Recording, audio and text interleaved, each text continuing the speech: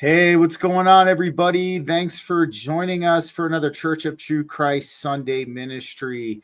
We have a couple of interesting topics we're going to be breaking down today. But first, if you all would join us in the Our Father prayer, the direct Aramaic translation. So let's get ready. O birther, father, mother of the cosmos, you create all that moves in light. Focus your light within us, make it useful, as the rays of a beacon show the way. Unite our eye can to yours, so that we walk as kings and queens with every creature. Create in me divine cooperation, for many selves, one voice, one action. Grant what we need each day in bread and insight. Forgive our hidden past, the secret shames, as we consistently forgive what others hide. Deceived neither by the outer nor the inner, free us to walk your path with joy. From you is born all ruling will, the power and life to do. The song that beautifies all from age to age, it renews. Amen.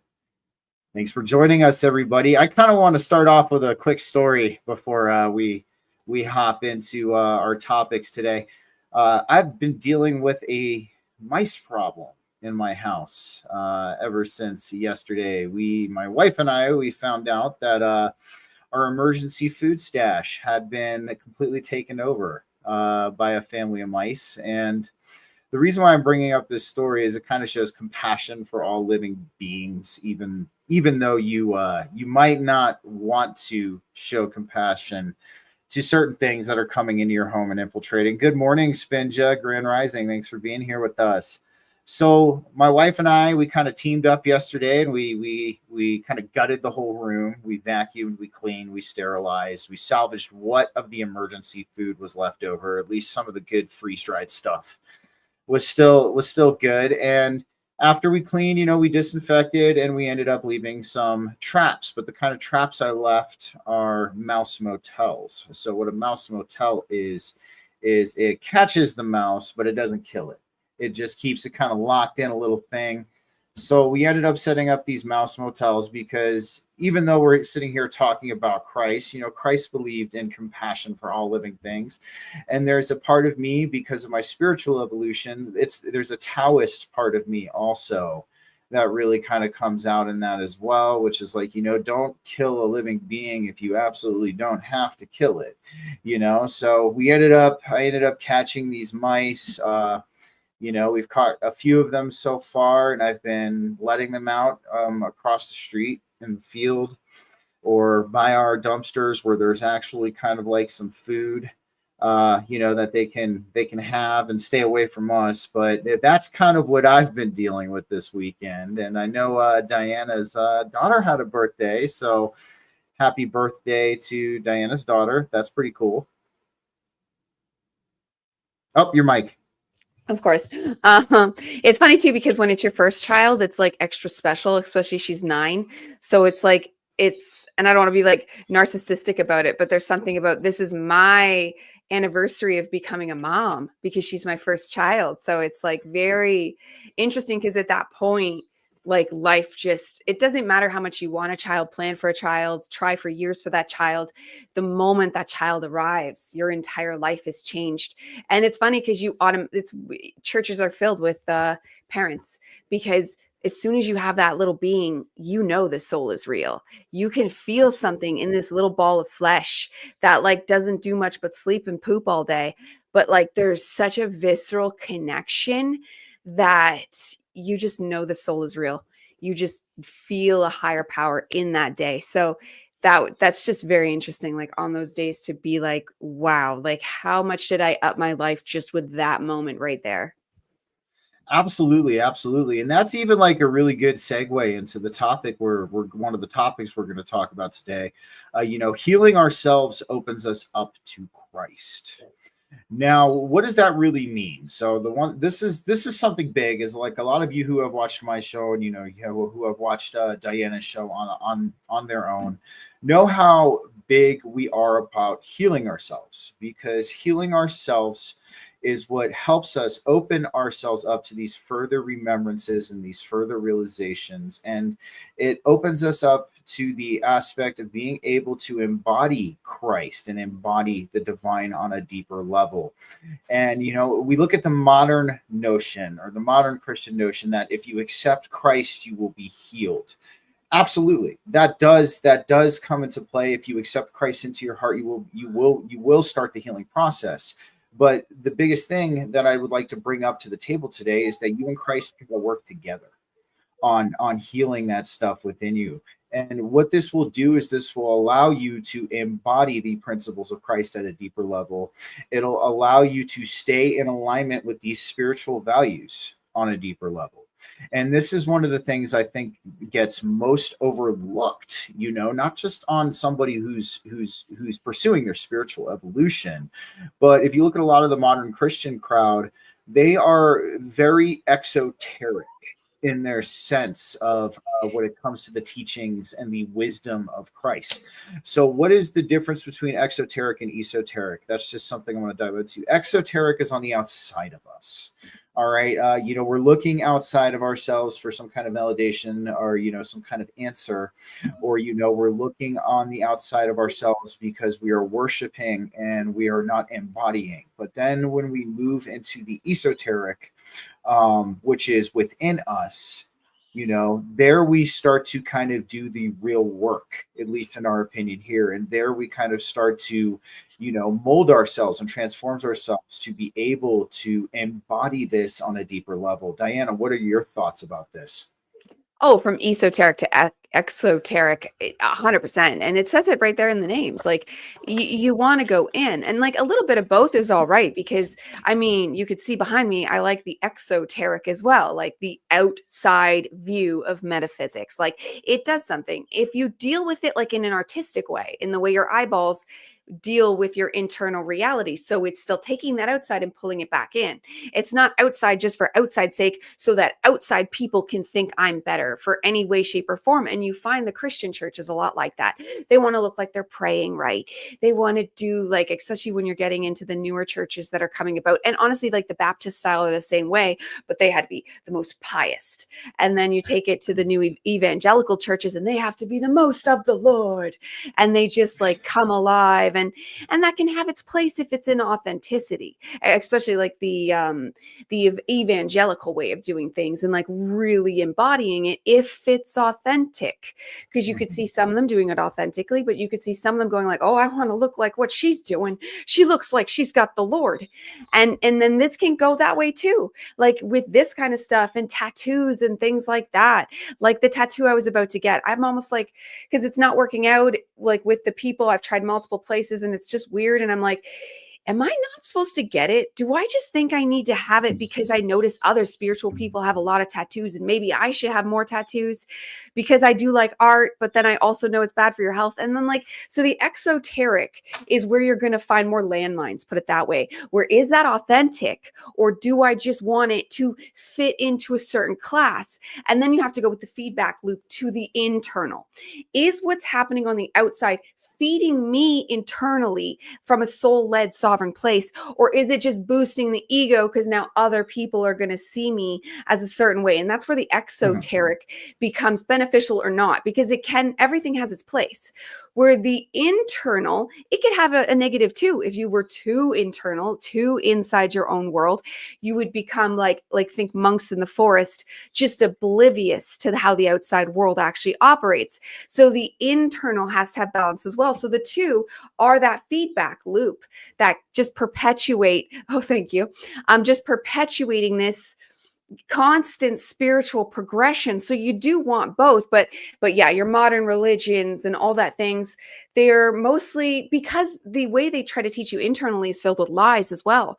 So it's like they claim they're trying to help your soul, but it's when it's so filled with lies and they won't explain it properly, and gatekeeping and all that, it really causes a lot. We're in the spiritual world, because you're in sovereign discernment, you can hopefully come across such landmines with sovereign discernment. I can just say that too many times, but because when you are, then you start to like feel things intuitively and dissolve them away, how the process goes, integration, upgrading, self-alchemy. And that's just how those two work together when you are aware and involved in the process yourself. Absolutely. And I think you brought up a really good point, and you brought up authenticity because, Christ loves when we live in our most authentic light, and the healing opens up the door. And hold on, we got something from Sam. We did have Canadian Spin just saying she's loving this, Diana. And then we have, hey guys, I think it comes down to knowing yourself and knowing your own truth. This becomes our compass for navigating the external. Absolutely. I couldn't agree more, Sam. But, you brought up authenticity, and Christ wants us to live in that authenticity. And I kind of want to do a breakdown real quick on, how we can maybe unintentionally stifle our authenticity. And this is something we don't want to do, because when we stifle our authentic inner light, we're not allowing our healing to take the track that it needs to take. And this is something I think a lot of us are still getting used to in this community. A lot of us have been conditioned to have this subconscious shame complex, I call it. We have, everybody is like, you guys have heard the term, have you no shame? And this is something that has, we've heard a lot through our lives too. But what is there to be shameful about? All honesty, this is where we start tapping into our sovereign discernment too. When we hear this saying, have you no shame? What is there to have shame about? What is so shameful about being our authentic self? And that's something all of us should ask into question. You ask that question because, there's absolutely nothing shameful about it. This is something we're conditioned to think, because if we look at the parasite class of this society, they do not want us shining as our authentic self. They do not want that inner light coming out, because if it does, it becomes contagious. Everybody around you starts to, take on that inner light, starts to see that inner light within, and they start to cultivate their own inner light. You remember the song, This Little Light of Mine, I'm gonna let it shine, right? So this even applies to that. So, that's what that song's talking about, at least in my opinion, So, one of the biggest ways we can stifle our authenticity is not speaking our truth and not living in our truth. I think that is the number one thing, at least in my eyes, that will dim that inner light. There's a lot of people who are still kind of opening themselves up to speaking in their truth and living in their truth. And the one thing I want to tell people, as long as you're working yourself towards that, you're not dimming your inner light. If you're finding a space of comfort in not speaking your truth, or you're finding a space of comfort in not living in that authenticity, that's when I think you're dimming your inner light. But Diana, let's hear your thoughts. What are ways that people unintentionally, stifle that authentic inner light of theirs? Well, for starters and you started with the shame point, and that's realizing that your authentic love and light is going to be embarrassing. This is why one of the favorite things, like Sarah Alcaldi, which we both love, she did things to me when she said, embrace the cringe, or you are cringe, something about embracing your cringe. And it's just like, yes, because in our true sovereign discerning, authentic bliss and joy seeking life, that's embarrassing. Like, we would be singing down the streets. We would be doing, like, for me, it's like doing ridiculous voices, and I jump on stuff, and I'm really like all over the place. And because that brings life alive, that makes one wow. And this is why you've all heard me say, when I bring my kids places, they're like, whoa, because my kids are known, like, they can jump on the couch, they can get up on the table, they can get up on the windowsills, they just don't break major appliances. Like, there's very little rules, because I want them to cultivate a full self, and I try to show them that example. I try to show them what it's like to just be wild, but with morality, like, with, don't hurt anyone, don't be rude, but do stand up for yourself. And then it starts to be like where you just say things in conflict. And I'm not saying standing up for myself is easy for me, because, like, that's awkward.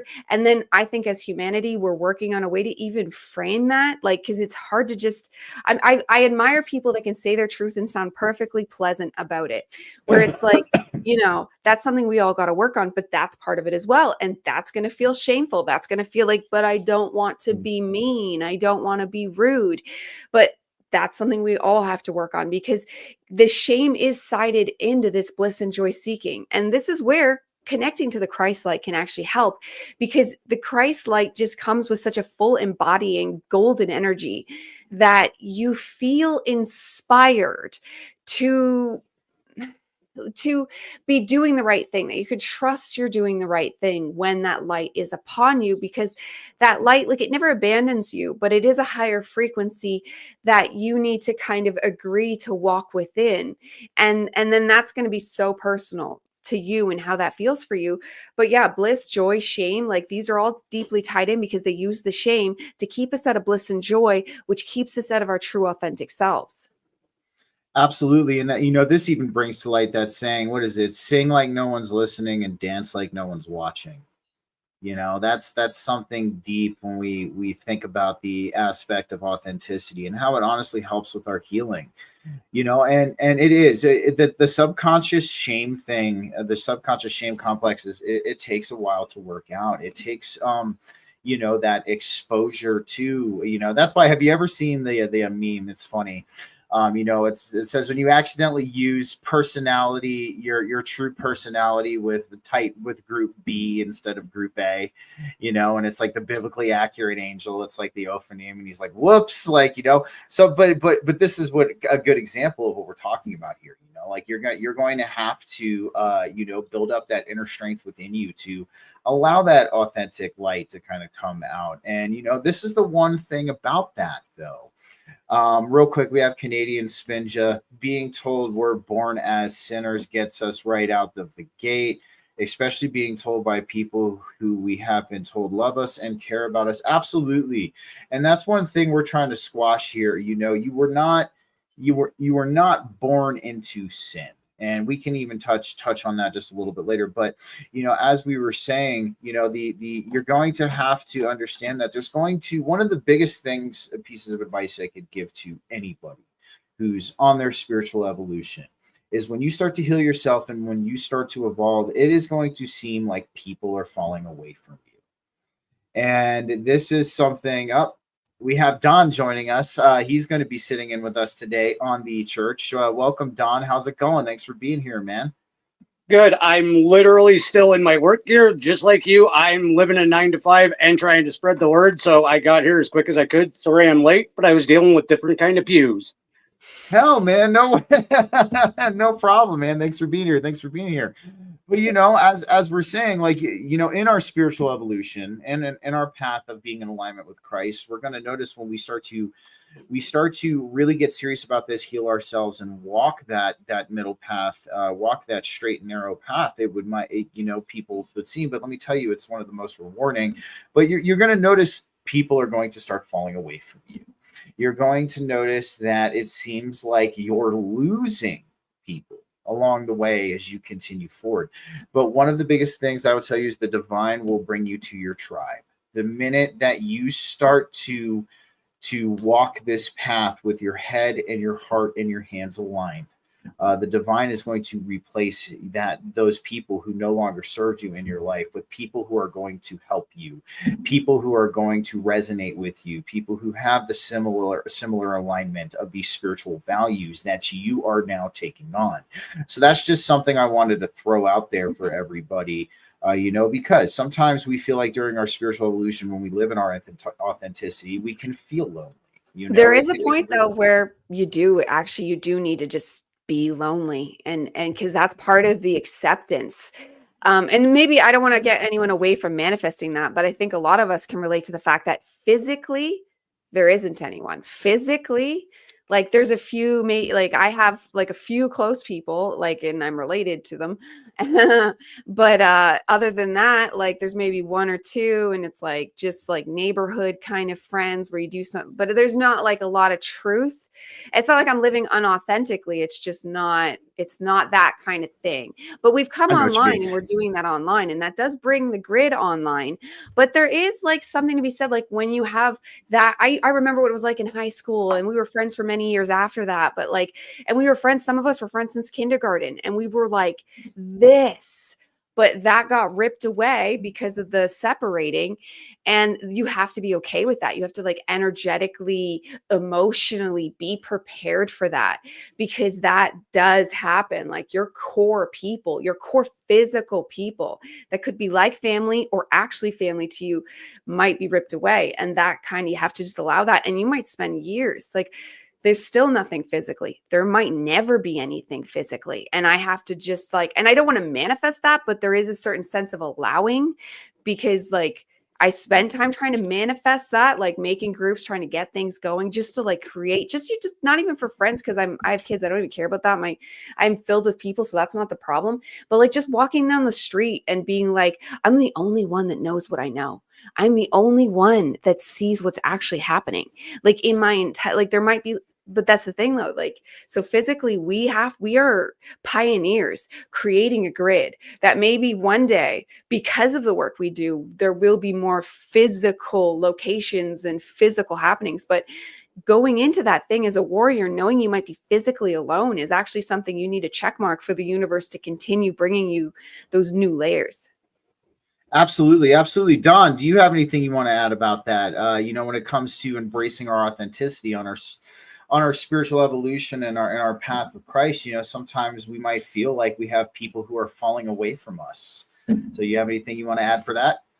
Oh, absolutely. Like mine involved parallel consciousnesses, and that's a huge other subject. And when I tried to explain it to even my mom, she came back to me like the next day and goes, I understand Sylvia Brown, like the past life. Right? And I was like, that's the best I can ask for. But then you have other friends. Like I had a buddy that I used to help with stage setup, and when I used to do security and all that fun stuff, I looked at him the one day when we were on a call, and I was like, I think I figured out not why we're here, but how this universe, how this reality actually works. And he's like, don't tell me. And I've barely heard from him since, right? Like he knows that I'm on a level. Like if I figure something out, I can break it down. They used to refer to me as drunk redneck Sheldon because I had a drinking problem. And when the alcohol kicked in, the brain did too. And I sat and had a drunken conversation with an actual astrophysicist. Very interesting. And like just blathering out my mouth, but was right on point with everything I was saying. And my friends were like, you don't know what you're saying. And she's like, actually, he's dead on. Right. So he knew that I was at that level. If I reached an understanding, I could break it down. And he's like, please don't. And I've barely heard from him since. And I've known him for over 20 years. So yeah, absolutely. Those people do fall away. And to what Diana was saying, that sense of being in what we'll refer to as the 3D, like my job takes me there almost daily. And I feel like I'm that one person. And then the odd person will like, you can almost pick them out of the crowd now. Like if you're in a crowd of people, you make eye contact or have a friendly glance even, and it's more engaging. It feels different now when I'm in society. I used to walk through society just as another blank person nodding at people, maybe waving, and not really caring. But now it's like I feel like most of the people I'm walking past are blank, and then the odd person I interact with has that light. Like I have a friend from work, Lonnie. We walked, it was like his third day. He looked at me, I looked at him and went, I know you. And he's like, I know you too. And we tried to figure out where in this reality we knew each other, and none of it matched up. But he's just one of those people that's on the same spark, on the same level, and we've met in another existence. And that even adds credence to what I'm saying, though. Like that, as I was saying just a little bit ago, you're going to notice a lot of these people who you might be comfortable and you might be familiar with are going to seem like they fall away and distance themselves from you. But in return, you are going to make these new authentic connections. You are going to have these new connections with people who are on the same wavelength as you, who are embodying the same principles and values that you do, who might even be somebody you sit and have these kinds of conversations with, an outlet of some kind. So that's what I mean, well, a lot of the times we've talked about this in a past episode too, when we start to embark on this, it's going to seem almost in some ways uncomfortable, but we have to ask ourselves, were these people serving my highest purpose? Were these individuals contributing to that? Were they contributing to my growth, or were they contributing to my downfall? And that's something that's one of the biggest things of pieces of disillusionment I think we can have, on our spiritual evolution and our walk with Christ, is to see that there's going to be a lot of people out there who say they love you, who say they want the best for you, but they're going to hate what you're doing. They're going to hate your evolution, and they're going to secretly want to see you fail. And that's something we have to just, have an understanding of as we move forward. And it's going to have an effect on you, but understand the best thing that you can do in these situations is to have the mentality, as Christ said, forgive them, Father, for they know not what they do. There are going to be some people who, when they see your light and they see it growing, it's going to show them their darkness that's within them. And sometimes people don't want to address that darkness that's within them. They don't want to heal it. They are not either they don't want to face it, or they are not ready to face it. So that's something you just have to keep in your awareness when you move forward in your growth, in your spiritual evolution, your walk with Christ, that there's going to be some people who your light, it makes them afraid. And if you walk forward with that understanding, I promise you, it's still going to affect you, because like I said, there's going to be people, they're going to be your loved ones, they're your family members, but you're going to walk forward with that understanding to where it doesn't take the toll on you. It's not going to hurt you. So anything you want to add, Diana? Yeah, absolutely. Because you can make that less personal too, because everything you said is true and it goes deeper. Like when you actually want to think about it, like quantumly, to the actual layers of the universe, they are in a different paradigm. That's what expansion and self-alchemy and all that does, is it's taking you to a widening paradigm. So, and then where their paradigm is like far away for you now, but you can kind of resonate with theirs because you used to be there. So it allows you to see them in most cases, but it does not allow them to see you, because they are stuck in a lower paradigm. And that's not to judge or anything. It's just where they are. And there can be choosing. Everybody's offered those moments. You might not even be that moment for them. They might have heard something on a commercial that was a hint to widen their paradigm, and they chose not to listen to that. But when you're talking, because you're in such a different paradigm, they might quite literally be hearing blah, blah, blah, you're going crazy, blah, blah, blah, you're insane, because that's, to them, is insanity. So that's where we can have compassion for them. Now, there's certain people I've had in my life that I'm like, come on, you know better, because they've been in those spaces, but then they reverted back because it's more comfortable. Their patterns are there. Like we all had moments in our early awakenings where we would go back to familiar patterns. And that's what happened to me in 2020. There was no more going back, but it wasn't until 2022 that I realized I'm not going back. And my motto officially became, I'm not going to quit, because I haven't scooched back since then. That doesn't mean I don't go through dark nights of the soul, because I do, but they're in a blazing forward way where I'm breaking through walls. I'm breaking through barriers. So there's going to be some disillusionment there, but I don't go back anymore. Before that, what I call there's my negative and positive awakening. I would have moments where I would meditate for months and pray and do all the things right.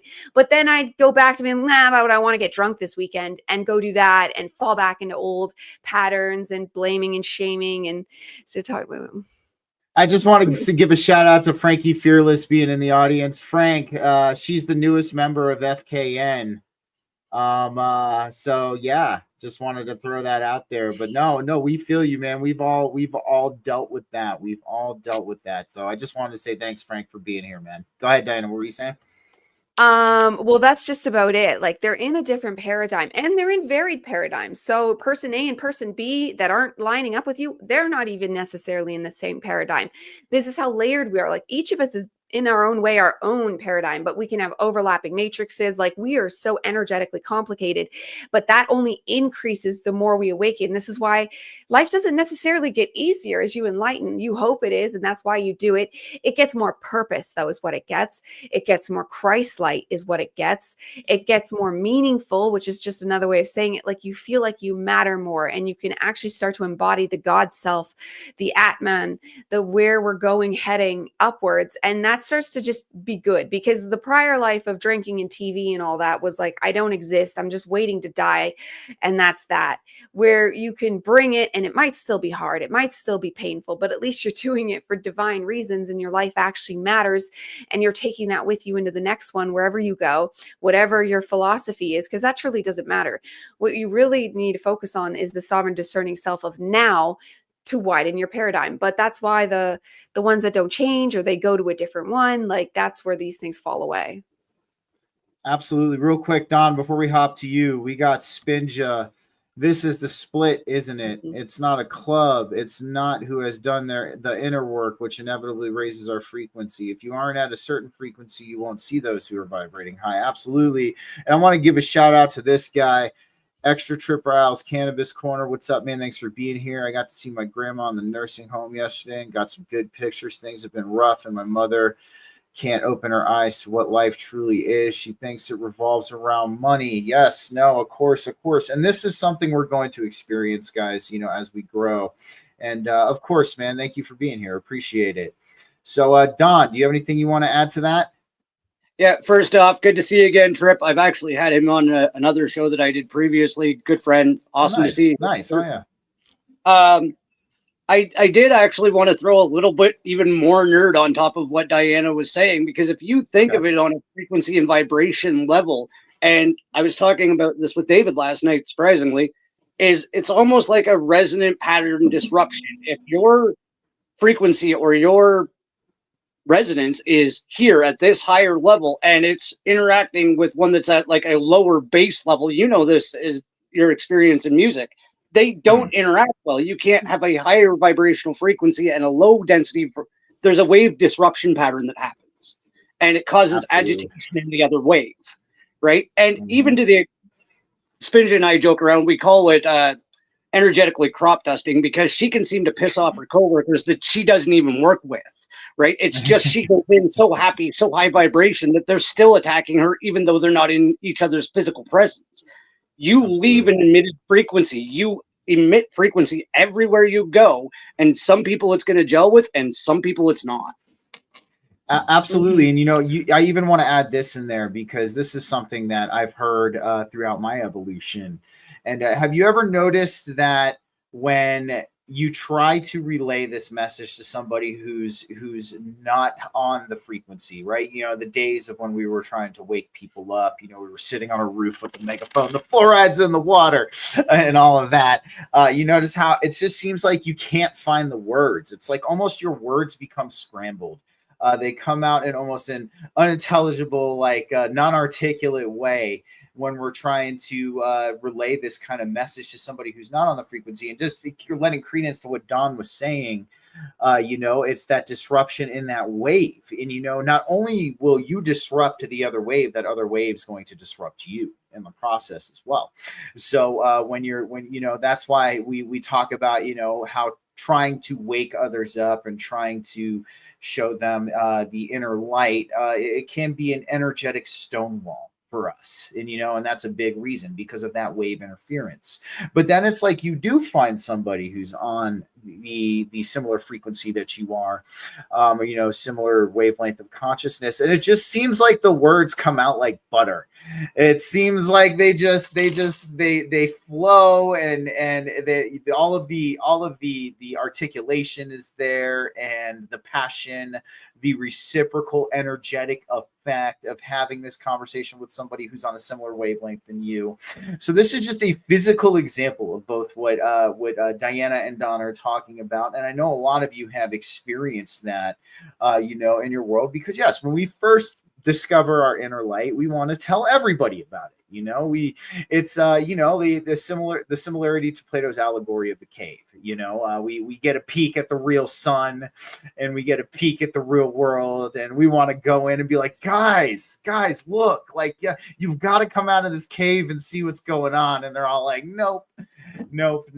We like the shadows on the wall. That's catering, but and we see that too. When it comes to breaking down into the heavier spiritual aspect of reality. You guys have heard me use the cake analogy enough, but it's the people who are staring at the icing of the cake who don't want to cut a slice.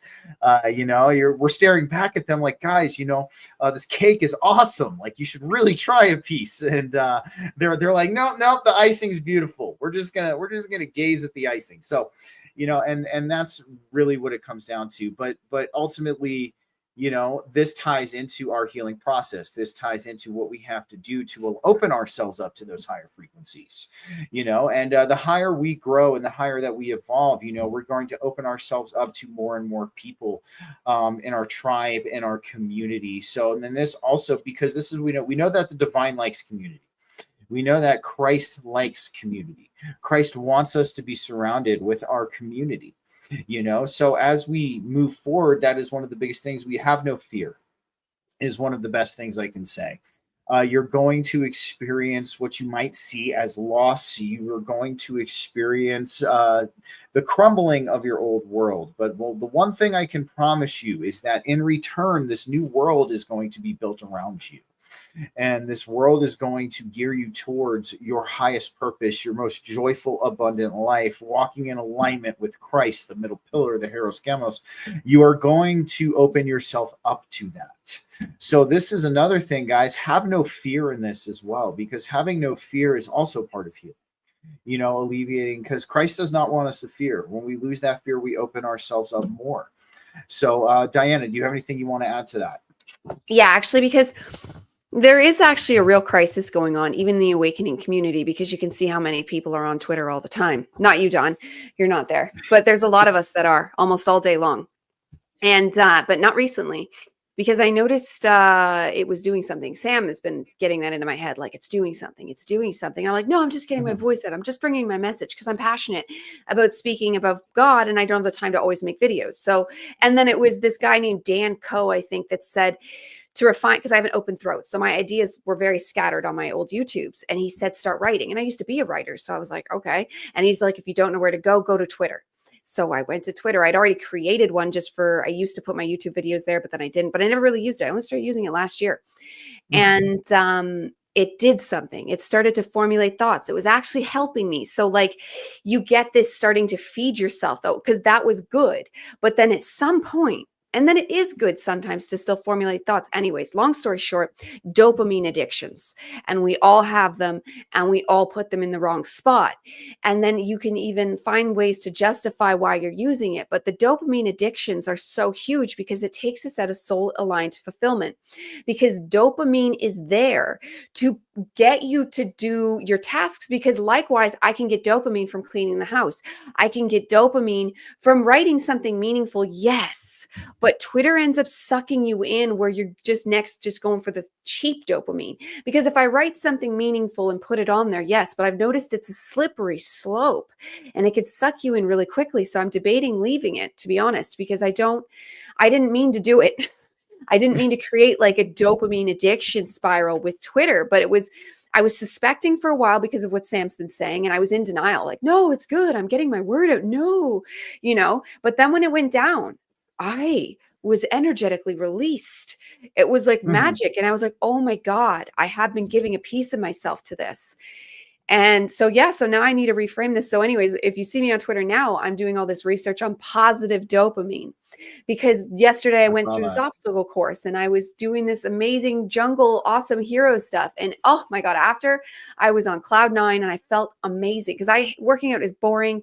There's hiking I like, but that even compared to this was just like, oh my God, such a dopamine rush. And when you get a positive dopamine rush, it lasts for a very long time. And positive dopamine is of the soul.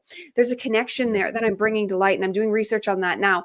And I get positive dopamine dopamine from researching, but it's not in the cheap way of Twitter. If I just research for myself, if I'm just researching even for a book or something, because nobody's seeing that book right now, it's something that's going to take a long time to build. It's not a cheap thrill. Like do, I'm so smart, send, and bam, and then do another one and another one. Because I get these epiphanies where I just go and I hand it all out. But I'm noticing like this is something we need to develop as a spiritual community, is unique and interesting ways for positive dopamine, because that is a God connection, and it's going to lead you one step at a time towards a purpose that is unique to your sovereign discernment. Absolutely. Something I want to add real quick before we go to Don. And I mean, even when we talk about mind over matter and self-mastery, two things that I'm very big on, we talk about delayed gratification. We talk about that delayed sustained gratification, because what happens when you get these negative dopamine hits is you're flooding your brain with so much dopamine. It's almost as if you're doing a drug. And you're getting this quick, like repetitious hit of dopamine. And that's why I was kind of grateful we moved the spiritual panel chat off of X into Telegram. I was like, yes, I'm 100% on this, let's go, because that is ultimately something that we encounter. I mean, we look at social media as a tool, right? And a tool can be used for good things or it can be used for bad things, but ultimately there's an underlying psychological and spiritual effect that can occur if we imbibe too much in this system. And that's the way that they want it set up. They want us to deplete our dopamine in this very repetitious, quick fashion, because it's going to have us coming back for more. And so this is why we talk about ways of delayed gratification. Just as Diana was saying, working out, she did her obstacle course yesterday. And love that, how I'm a big fitness guy as well. And, so there's one of the best things you want to do for yourself in your spiritual evolution and in your self-mastery path, because I know a lot of us on our spiritual evolution are on our paths to self-mastery as well. They kind of go hand in hand, learning about the delayed gratification and that kind of good dopamine response. Because, let's say for even yesterday when I had to gut and clean my whole freaking emergency food storage closet. I had to gut and clean it, man. It was it was a tedious process, but at the end I felt really good. I was like, okay, I know I've done my best here to alleviate this issue. And that feeling good lasted for the rest of the day. It's like when you have these quick, cheap dopamine hits and your body is getting used to that fast response. That feeling good doesn't last as long. It's in an instant. Like you might feel good for a singular moment and then it just subsides. And that's because the dopamine, hold on, I want to answer this real quick as somebody with an experience. So we have, extra trip rouse again. I had the urge to go relapse the other night on harder substances, but I was strong enough to say no, and I'm proud of myself for that. Let me tell you, man, I'm a recovering opioid addict of going on 17, 18 years now, man. I totally understand. Don't do it, man. It ain't worth it. The best thing I'll tell you, all right, go and get yourself an acupressure mat. All right, go and get yourself an acupressure mat. I was actually talking with Diana about this the other day too. Don, I would definitely recommend it for you. But what the acupressure mat is going to do is it's going to release your endogenous opiates. It's going to release your endogenous dopamine and all of your endogenous feel-good chemicals.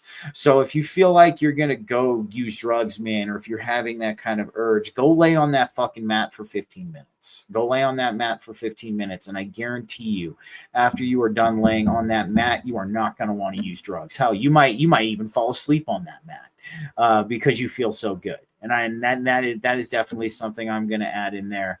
So again, good for you, man. But Don, what do you have to say about dopamine and all of that? Let's hear what you have to add in when it comes to that, because I know you used to be a big drinker and now you're not anymore. So yeah, let's hear a little bit of that. Absolutely. And it wasn't just alcohol. I spent the majority of my life chasing the dopamine dragon. I came from, my father's side was abusive. My mom's side was kind of non-present. I came from what you could describe as a very broken home. So the sense of self-achievement and not failing all the time was something I did always chase, even though it seemed almost impossible for me to achieve. Right. So I did go right into the hard, grade 7, I started smoking weed. By grade like 9, I had already put stuff up my nose, right? So like it really was a quick succession. Like, hey, this feels great. Hey, this feels great. But there's only so long you can do that, because either you're going to die, your nose is going to fall off your freaking face, or you're just going to sell everything you own because you're a junkie, right? So absolutely. And then I like transitioned into alcohol. I got away from the heavier drugs and drank more and more. You know, I would even relapse the odd time because, you know, let's put your hands together and be drunk and high on cocaine, because that's freaking a great idea, right? So no, I did spend a large portion of my life chasing this dopamine dragon. And even things like on social media, like the reels or those stupid freaking tap games or whatever, right? Oh, your Simpsons tapped out. You can build a Ferris wheel. Who freaking cares, right? It's just to make you happy for South Park did it. The devil runs the tap games. Just spoiler, right? And it's the Canadian devil. God damn it. Beelzebub, Beelzebub or whatever. Yes. They did a whole episode on dopamine addiction, and it's actually very prevalent to what we're talking about. But at this stage of my remembering, awareness, awakening, whatever you want to call it, it's actually the shows, the conversations, and it is a sustained dopamine hit, like a delayed dopamine hit, because like after a show I get off and it feels great. I'm like smiling and it's almost euphoric for about an hour, just laying there going, we just did a good thing. I hope, and then I'll get a comment. Absolutely. And it's like, absolutely. Oh my, it worked. Somebody got it. Or, you know, I'll be on and like somebody will be like blowing up the chat as we're saying it. It's like, they're getting it. That's the happy I need now. Is I know I'm helping. That's my new dopamine dragon, and I will ride that bugger as long as I could, because I don't mind the high, right? Absolutely. Because this is my new medication.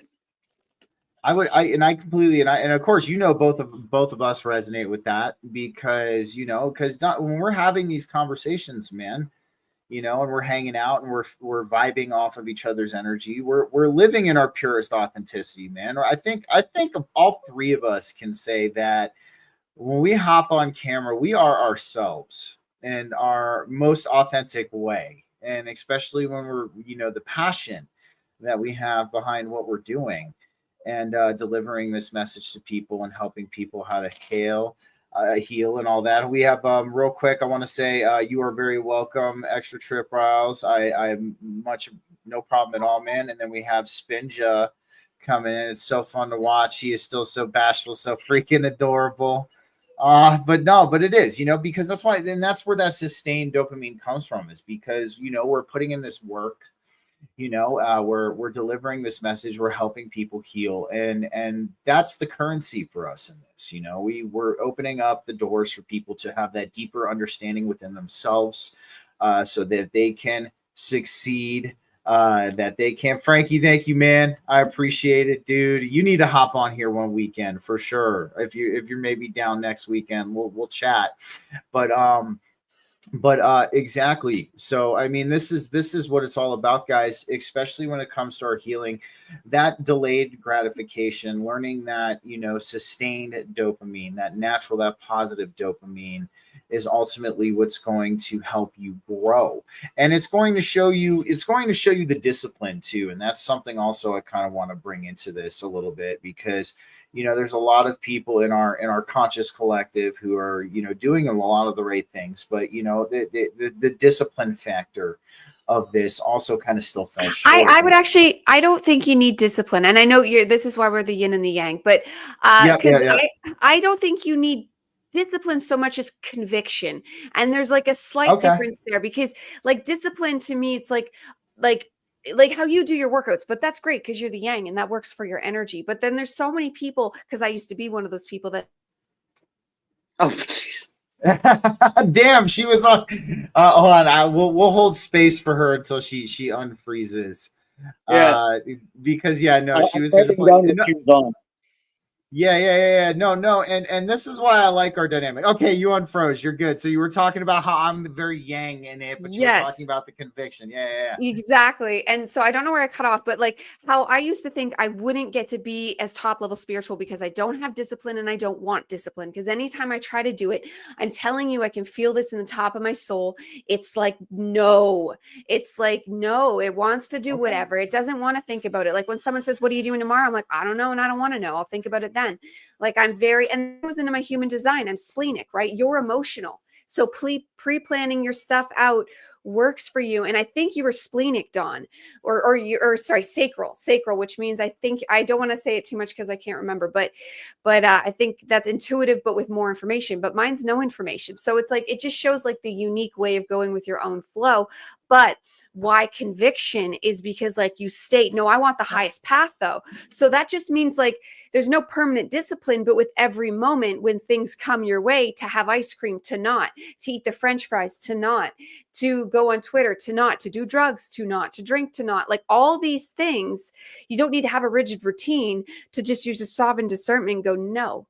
And then likewise, like there's days where I don't want to do the shows and stuff, my own or group or whatever, but I've made that a conviction to stick to it because Okay. when we do it, I feel better after. Like it's true. Like we do create this. And part of my dopamine research was soul-led community is a positive dopamine source. So I thought that was deeply fascinating considering a lot of us, like even Karen, I think Kirsten's mentioned it, like all of us have talked about wanting to create a community, like a physical community for such a thing. And we're doing that online. So we're getting there because that is a source of positive dopamine. So we have that. And then there's all these other different variables. But I could see because it's community, that being one way that would work for probably most people. One thing I'm going to say though, real quick, is it's like it's very interesting, because I agree with you. I agree 100% with what you're saying, but it's also like another person's discipline is another person's conviction. That's definitely where I'm getting at with that. But no, you're absolutely right. Conviction is a really good way to put to do it as to phrase it as well. I guess no, you're right. That is the yin and the yang aspect of us. I think I get that a little bit from my Vedic Aries side, the militant, the and Taurus and is like that too, which is funny. So. But my rising is Taurus, which does help balance to a point. But I got that selenium in Sagittarius, and like the Sagittarius, you don't want to be told what to do, even by themselves. Well, that's I get no, totally. And I guess so what I will rephrase that before we hop to Dawn. It's your discipline or your conviction, whichever you choose to go with on there. Dawn, what are your thoughts on discipline and conviction when it comes to this as well? Absolutely. I think I'm kind of right in the middle because I try my best to live these straight and narrow disciplined lives, but there's the odd time, I was joking on our chat yesterday about the breakfast donuts. I know that it's terrible for my body. I know that's not right for my vessel. I know there's nights that Spinja and I'll sit down with a spoon and a tub of ice cream and just not give That's why I said those. Yep. Right. I really am in that middle of the road thing because it's like, yes, I know I'm going to do this. And like, I've got abs. I'm pushing 50 and my abs just came out of nowhere because of the changes I've made. I'm like, I'm doing great things, but holy crap, ice cream's good. So it really is that middle of the road where I am. Don, I'm a breakfast taco fan. Okay. Like I honestly, I just, breakfast tacos of all kinds are my kryptonite, but breakfast tacos especially. So yes, no, I totally, and we're gonna have those moments. Yes, we're human. You know what I mean? So like, especially, when you were talking to me the other day, it was funny. You hit me up with a message, and you were like, "Man, I got a junk food hangover." Because I had all this junk. But it's funny because the night before too, my wife, she had made some homemade strawberry preserves, and they were oh so delicious. And I over imbibed a little bit of homemade strawberry preserves and the sourdough. So But it is. And I felt kind of crappy the next day, just because of all the sugar and stuff. But yeah, we're going to have those moments where we're not disciplined. But, I guess the best thing we can do in those, at least in my eyes, is, yes, we are here to learn and we're here to work, but we are also here to enjoy. We are. Well, yeah, because just to interject, because this is, and then because it matters deeply. What I'm finding in my research is dopamine is an energy source. It's a fuel source. We actually need it. We require it. So our constant search for it in all these things is natural. That's good. And that's why we want to start developing, because I think development is in order here, not just discipline and conviction. There is an element of development that needs to be involved, with just society, less work, more institutions, like more wild obstacle courses or whatever the thing might be, more juice bars where you can go and socially hang out and literally, or cannabis, like, because they have cannabis drinks, create social environments for those. Cannabis is sold behind closed doors, but meanwhile you can go to a bar and drink, and that's where you used to have the fun with the friends, was at a bar, right? Or that's where I did. But now it's like, where do you even go to have fun with friends? We go to these kids' places. This is how we find all these interesting things. But that's like, we want adult versions of that too. And there's teenage versions and stuff like that. But we need to grow bigger avenues for dopamine, because it's a fuel source. Well, it's really interesting. So out here in Colorado, there are cannabis social clubs that have just opened up. So it's like, yes, you pay a certain flat amount, you go in, you get like a little booth in the room or in the place, and they have a certain selection of cannabis that you can pick from, you can partake in, and things like that. Also, the other thing too that they have out here a lot of are the kava bars, and it's a better alternative to alcohol. So for those of you who don't know what kava is, it is it's a root. Actually, it's in the pepper family. The bush is in the pepper family. But it's a root, and what they do is they break up the root and they agitate the root in either a tea or, when I've made it, I've used a fatty juice, like a coconut milk or something with a lot of fat, because a lot of the alkaloids in there are fat soluble. But you can make it into a tea with water too. And a lot of people have been dropping alcohol and kind of going for this out here in Colorado. So, I mean, do I think it's a better alternative? Yes. Although, when it comes to me and my past and my recovery, I think replacing one thing with another, but I get that some people, need that step down. They need that stair step. They can't just freaking, go cold turkey right off the bat. But I agree with you, Diana. There's also, there's a lack of places in our society, especially for people our age, adults, that have healthy releases of dopamine, and that's why most of the time, you go out, you do something like zip lining, or you go out and maybe you ride like a mountain coaster. Because out here we have, in Estes Park, we have a mountain coaster. And it's really cool because like you can control the speed on it, and they take you up. You're in like a little single cart just by yourself, and they take you up and drop down. You can go pretty fast. It's pretty awesome. But again, these are kind of cool things that are starting to showcase themselves now for like adults, to have that positive dopamine release. Because I know a lot of us who have struggled with addiction, we get to a point where like the only kind of fun that we want to have is good, clean fun. You know what I mean? Like we want to get high off our natural adrenaline. We want to get high off of our natural dopamine. We don't want to sit in a bar, and we don't want to drink anymore, or be stuck on Twitter now. and be stuck on Twitter. Exactly. So there are things starting to come, and I think that comes with, we have, and that's one of the things, I think that's going to assist in our collective healing that we have going right now. And I know you both have maybe noticed this, is we've gotten kind of this push as a collective towards a more physically healthy, mentally healthy state of being and state of mind. It's just it's become a push. We kind of see it everywhere, and like, I mean, even an example, new things are coming out of the woodwork. Like I said, I found out that, the lubricating strips in my razors had endocrine disruptors in them. So I ripped all of the lubricating strips off of my razors because I was like, absolutely no. We're now being pushed to a more healthier mind state, a more healthier state of mind. And I think that's going to facilitate the openings of these newer places that are kind of for adults to have good, clean fun. Yeah. 100%. 100%. I'm gonna sign off here and then I'll throw it to Don because I didn't mean to jump in, but I'm gonna have to go. I just want to say this is a very powerful subject for those wanting like to advance and spiritualize. So you should dive deeper down this rabbit hole because I'm just beginning, even though I've heard about it a lot, but it's bigger than we realize, the dopamine thing, because it's a fuel source and we need it. I once went back in my early mid-20s, spent over $100 back when that meant a lot more in Canada on Smurf berries and Simpsons money for the app you were mentioning earlier. I was one of them, sucked into those apps. We'd build them a Smurf houses, and then my Simpsons, I think, was before that. And yeah, like it's just our phones. And I know people are into online gambling, even the way they trick you into online, what's it called when you investments, and then you have a broker, but it's an app and you win pennies, and people are like putting tons of money into it and it's nothing. It's not real investment. They're being tricked. And there's all these things coming out that get us on this. So there's lots of people now that are drug addicts and they don't realize it.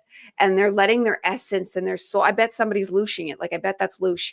They're looshing their stuff out because you feel drained after, you feel gross. Where positive dopamine from obstacle courses or community service or whatever the deep positive meaning is, it'll be of service to like the deepest self or someone else.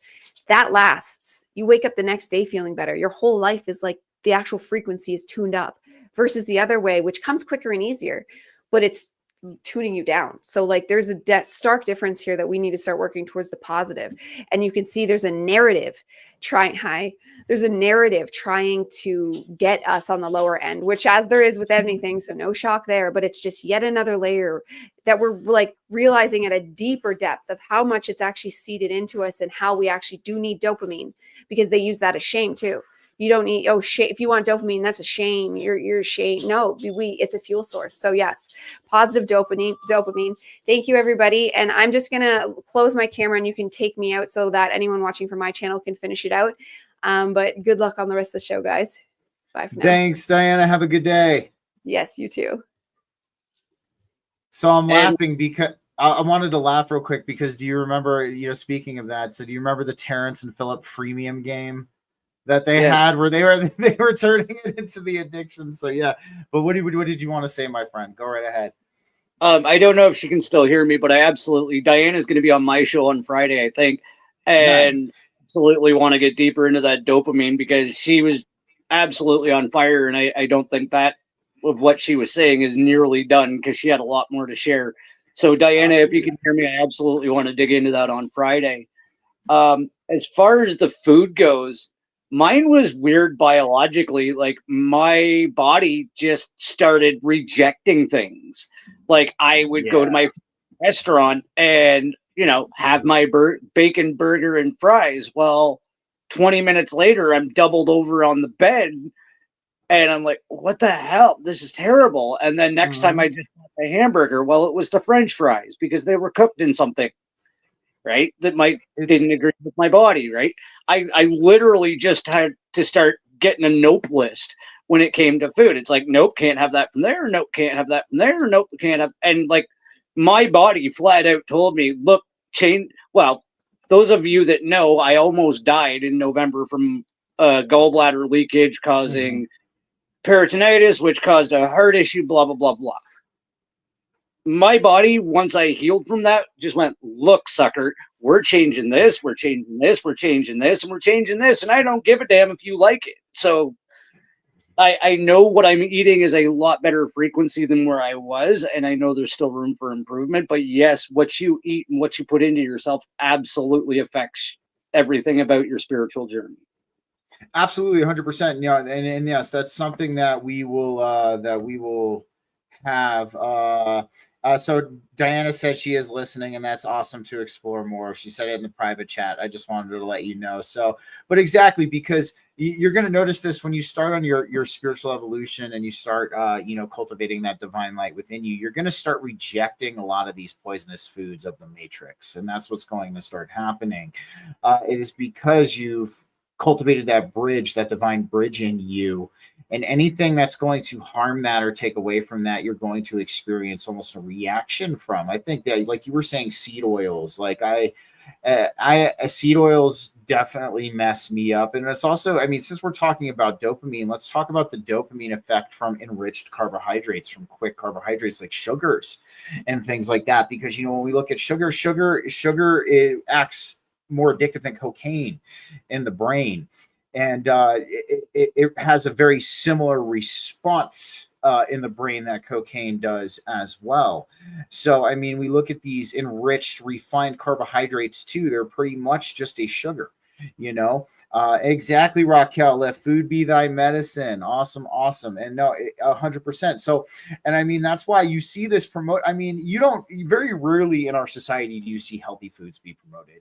I mean, you might see the pseudo healthy foods promoted, like the Special K protein cereal, which we know is not healthy for you at all. Or these certain protein foods that they advertise not healthy for you at all, because some of them are very high in sugar and additives. So, but you don't ever see truly healthy food being advertised. You see McDonald's, you see KFC, you see pizza, you see all of this stuff being advertised. And that's another way that they get you with the dopamine, the quick dopamine response, because you're going to eat that food. It's going to taste good. It's going to give you that quick dopamine hit. And then you're going to have that crash. And then you're going to have, being addicted to cereal. Exactly, Diana. So, and that's definitely it. You're going to experience that rejection. And that's just another way that they get you through that dopamine hit. Hey, Extra Trip Royale, thanks, man. Good luck on that leaky pipe. And Raquel says she's so fed up at what they've done to her food. Oh, absolutely, man. And one of the biggest things that upsets me, Raquel, is the glyphosates. Because the glyphosates, they destroy our mitochondria, and that's a big powerhouse of endogenous DMT for our bodies. And that's our endogenous DMT is responsible. It's for that bridge. It helps with that bridge within us, that divine spark. The fact that these glyphosates destroy our mitochondria, and that is a big source of our endogenous DMT. That should show you that what is happening to our food is malicious. So real quick, I kind of want to bring this up because Spinja brought it up. We got I think one of the ways Don has controlled his sweet tooths is that he limits it to the homemade goodies. And that's a good way to control it, man. Like it is, because in all honesty too, like here's a good example. Let's say you want an egg McMuffin from McDonald's, because if there's anything that I absolutely would probably still eat from McDonald's, freaking would be an egg McMuffin. That's it. But again, you even look at the egg McMuffin and it's not that great for you because of all the ingredients, but you make a homemade egg McMuffin. All right. You make a home cooked egg McMuffin and you make a home cooked hash brown on the side. And it's like you can almost have your cake and eat it too. You know that you're going to be eating something that's home cooked. It's not processed. It doesn't have the seed oils in it, all of that. And you're getting to still have your egg McMuffin and your hash brown. So absolutely. Absolutely. So Don, how has it been tackling the sweet tooth thing going? Oh, like literally, like I've had knee surgery and spent a lot of time on my back because of it. I had a snack shelf. It was nothing but junk food. But before I go too far into this, she never brings this up. She never brags about it, and she never actually says anything about it. I want to take a second to shout out my interdimensional exit buddy who's lost over 80 pounds. That's a freaking human. That's a freaking human. Right? Dude, Spinja. That's like half a person. That's freaking awesome, man. Yeah. So absolutely hats off to her, because like not a lot of people have that kind of drive and determination to remain healthy. And I'm going to age myself here. I'll even give the age. I'm 47 years old. I was 9 when I noticed that McDonald's started to make me feel sick after I ate it. And if you look, that's right around the time that they stopped using beef tallow in the French fries. Right? Mm-hmm. You can actually find when they started to turn fast food into garbage, because, Originally, there was the roadside picnic when you were out with your family, and you'd have a cooler in the car, and that's what you ate on the road. And then there was some original fast food restaurants that came from a good place that were just trying to feed families on the go. And then it got bastardized, and then it got taken over, and then it got poisoned. And it was about when I was 9 years old. It wasn't even a slow drip. It was overnight. They just stopped using beef tallow, and I started feeling sick from the food. And exactly, and and that's because what we're looking at that time. So we're looking at the transference of these restaurants when they first began. They were family owned, they were family oriented, they were these small mom and pop businesses, and through their success, they ended up expanding and franchising out. And of course, money it comes into play with this stuff, and they wanted to make it cheaper and cheaper and cheaper and cheaper to pump out more and more food. And of course, I'm not saying there wasn't any other kind of intention involved in that as well. We do see the revolving door between our food and the pharmaceutical industry. There's that revolving door. That's why there's all of this shit in the food, all of this garbage that we don't need, these additives, these seed oils, because it opens the door up to this chronic illness that will occur due to the food in this country. And that's one of the biggest things. I was talking with somebody I worked with the other day, and he talked about how he went over to Italy, and he was telling me the difference. He's like, man, I'd go over to Italy and I'd eat the pizza over there, and I would crush a whole freaking pizza. And he goes, I wouldn't feel like crap. I wouldn't feel bloated. I wouldn't feel like brain fog or anything along those lines. He goes, but if I were to crush a whole pizza here in the United States, I would feel like shit. I would feel like absolute crap. I would feel bloated. I would have brain fog and all that. So what's that tell you about our food here in the United States of America? I mean, you even go over to the UK, shout out to Sam, and you go get an Egg McMuffin from the McDonald's in the UK. It's only got like 7 ingredients. And then you come over here to the United States of America, you get an Egg McMuffin at the McDonald's here, and it's got like 20 to 25 ingredients in it. You know what I mean? So that's one of the biggest things, that in our spiritual evolution, we realize is that our food here in America really ain't that great. And a lot of people in this country like to tout America. Oh, you can choose whatever food you want to eat. Like, we have the widest selection. Quantity does not mean quality. And that's something that a lot of people need to understand. And this is something I want to touch on real quick before we sign off, because we're talking about health and we gravitated into health. There is a mindset with a lot of modern Christians that I kind of want to bring up right now, that taking care. Let me see what Spinja just said here real quick. She said there's even a difference in the food between Ontario and Alberta. Alberta still has real butter, for example. So exactly. You know what I mean? I got to try some of that Berta beef. We're going to have to do an exchange. I'm going to have to hop over the border with my Colorado beef. We're going to have to hand it off. And we can make it all official too. Like, I can cut open the brick of the Berta beef, and I can put a little in my gums and be like, yeah, this is great Berta beef. But there's a new mentality in the modern Christian crowd that they don't need to take care of their bodies, or they don't want to exercise or work out because they think it's being ungrateful for what God gave them as far as their body goes. And I want to say that's probably one of the biggest misconceptions I've heard about treating your body as a temple.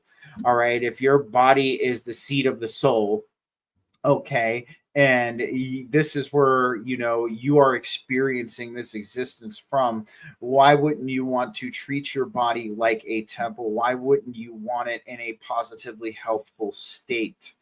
And so this is something I kind of want to bring to the table to squash, because there's a couple of, Christian podcasters who are like, I used to work out, but I don't work out anymore because I don't want to be ungrateful for what God gave me, or, the body that God gave me. But here's the thing, God gave you this body. Take care of it.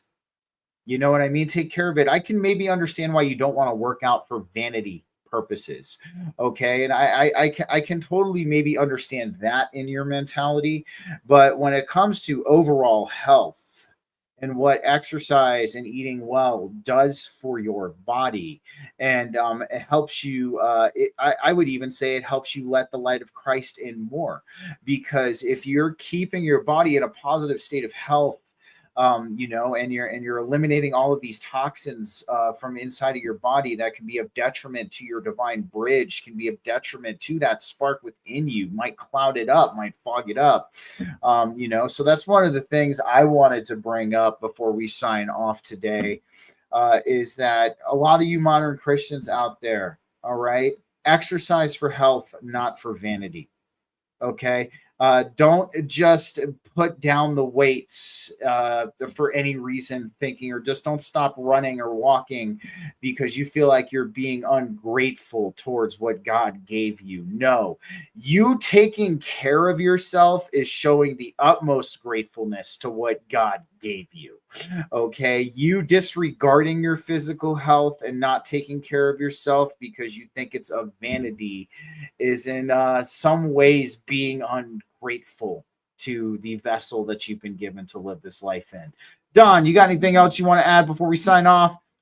If I would add anything to that, it would be just an analogy that just popped into my head. If you look at your vessel as basically a vacant lot, you can choose not to mow the lawn. Like, great, okay, don't do the grooming, but are you going to put a pile of trash there instead? Right? When you're making these choices, exactly what you're saying, like the complete, oh, well, I'm just living this experience. I'm doing what I'm supposed. If you're filling your lot with garbage, it's still going to be a dump at the end of the day, right? You still have to maintain it somewhat, right? Exactly, I get it. Exactly. Don't go do 2-a-days. Don't run 15 miles. That's great, but keep yourself healthy enough to sustain the life that we're supposed to be living. Absolutely, absolutely, man. Well, guys, I want to join you for another Sunday ministry of Church of True Christ. We had to have Diana sign off. Don, if you can hang out for just a couple minutes after we finish. We will be back next Sunday. We will be breaking down some other aspects when it comes to our healing and accepting Christ into our lives. And we'll probably be dishing some destruction of the dogma ourselves as well. So, because, the divine in Christ don't do dogma, only man does. So other than that, Don, thanks for joining us today on Church of True Christ. Everybody have a happy Sunday. I have some exploration I have to go do. And we'll maybe touch base on that next week. So everybody have a great day. Have a happy Sunday. You know what I say. Stay safe, stay free, and most importantly, stay sovereign. Always, guys. Have a good one.